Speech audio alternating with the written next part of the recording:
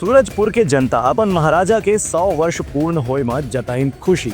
सूरजपुर जिला में वहाँ के भैया थान के रियासत के इलाकेदार इंद्र प्रताप सिंहदेव के तीसरा पुत्र बिंदेश्वरी प्रताप सिंहदेव के 100 साल पूरा होए के मौका ने एक विशेष समारोह के आयोजन सरगुजा रियासत धार ले करेगी, जिमा त्रिभुवन शरण सिंहदेव यानी कि टी.एस. सिंहदेव सहित स्थानीय अंबिकापुर के राज परिवार के अलग अलग सदस्य मन मौजूद हैं।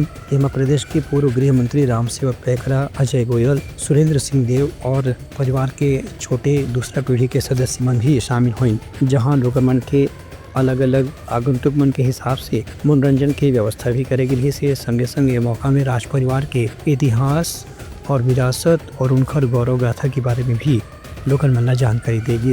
एक कार्यक्रम में रामचरितमानस के अखंड पाठ के भी आयोजन करेगी। से ब्यूरो रिपोर्ट, उत्तलंगा न्यूज़।